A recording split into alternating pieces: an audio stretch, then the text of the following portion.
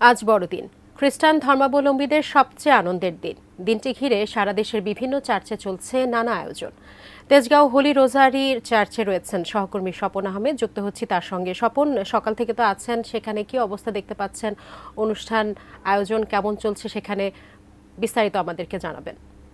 তেজগাঁর যে হোলি রোজারি চার্চ রয়েছেন, সেখানে আসলে দ্বিতীয়বারের মতো প্রার্থনা শুরু হয়েছে। আমার পিছনের চিত্র আপনাদের দেখাই।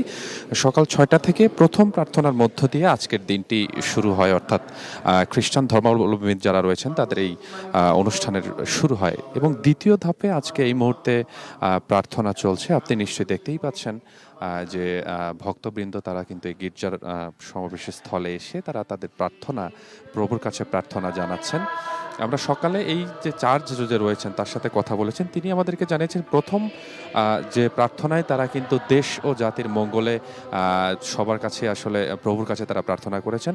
পাশাপাশি এখানে যারা উপস্থিত হয়েছেন তাদের সাথে আমরা কথা বলেছি, তারাও যেটি বলছেন যে আসলে এই দিনটি ঘিরে এই যে খ্রিস্টান ধর্মাবলম্বী যারা রয়েছেন তাদের কিন্তু নানা ধরনের আয়োজন বা একটা পরিকল্পনা থাকে। দিনটিতে সবাই একত্রিত হবেন, ফ্যামিলির অনেকেই বিভিন্ন জায়গা থাকেন, তারা এই দিনটিকে ঘিরে কিন্তু একত্রিত হওয়ার একটি চেষ্টা তাদের একত্রিত হন। অ্যান্টিব্যাকটেরিয়াল অ্যাডিটিভ যুক্ত সেরা ওয়াটার ট্যাঙ্ক বিশুদ্ধ পানিতে ব্যাকটেরিয়া জন্মাতে দেয় না।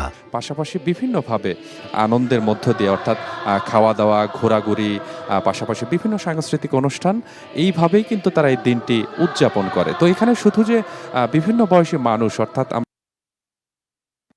কথা বলেছি, তারাও এটি দিনের জন্য আমরা আসলে, কারণ বাবা মা সব তাদেরকে সারপ্রাইজ দেয়, গিফট পুরস্কৃত করেন। তো এই দিনটিকে ঘিরে মূলত তাদের কিন্তু নানা ধরনের একটি আয়োজন এবং পরিকল্পনা থাকে এবং তারা বাস্তবায়ন করেন। তো সব মিলিয়ে তারা এটি বারে বারে বলছেন যে সারা বিশ্বের সাথে যেরকম শান্তি বয়ে আসুক, পাশাপাশি দেশেও যে অশান্তিমূলক পরিবেশ ছিল সেটি তো অনেকটাই দূর হয়ে গেছে এবং এটি যেন পুরোপুরি আসলে দূর হয়, এমনটি তারা প্রভুর কাছে চেয়েছেন। পাশাপাশি তারা এটাও বলছেন যে সামনে যে রাজনৈতিক দল বা যারাই নেতৃত্ব স্থানীয় আসবেন, এই যে হিন্দু মুসলিম খ্রিস্টান ভেদাভেদ, এগুলো বাংলাদেশে আগেও ছিল না, ভবিষ্যতেও থাকবে না, এমনটি তারা আমাকে বলছেন। এখন আসলে প্রার্থনা চলছে, আমি একটু আপনাদেরকে দেখাতে চাই, দেখতেই পাচ্ছেন।